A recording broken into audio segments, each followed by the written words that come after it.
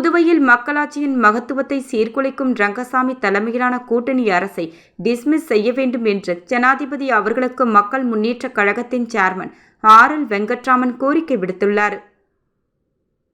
புதுச்சேரி வரலாற்றில் இதுவரை மக்களால் தேர்ந்தெடுக்கப்பட்ட அரசு மக்களின் மாண்புக்கு மதிப்பு கொடுக்கின்ற வகையில் ஜனநாயகத்தை கடைபிடித்து ஓரளவிற்கு மக்களுக்கான அரசாக செயல்பட்டது.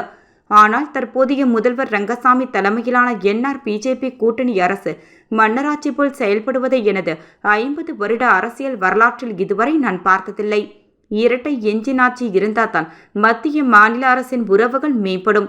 அதன் மூலம் மக்களுக்கு நலத்திட்டங்கள் அனைத்தும் தங்கு தடையின்றி செய்து புதுச்சேரியை பெஸ்ட் புதுச்சேரியாக மாற்ற முடியும் என்று கூறித்தான் ஆட்சியில் அமர்ந்தார்கள்.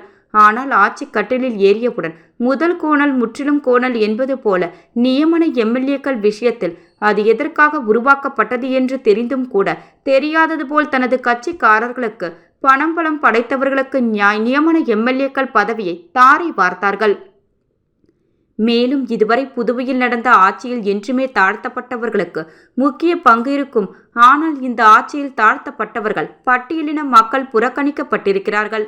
மக்களாட்சி என்று சொல்லி மக்களாட்சியின் மாம்பை கெடுக்கின்ற வகையில் மன்னராட்சி போல் செயல்பட்டு மக்களின் வரிப்பணத்தை விரயம் செய்கிறார்கள்.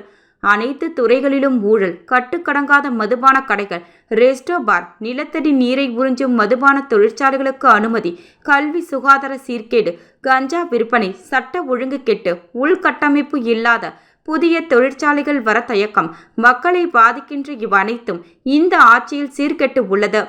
சட்டமன்ற தேர்தலுக்கு இன்னும் ஒரு சில மாதங்களே உள்ள நிலையில் இவர்கள் ஆட்சி நீடித்தால் அரசு கஜானா காலியாகி மக்கள் நெடுத்தெரு வரக்கூடிய சூழ்நிலை ஏற்படும்.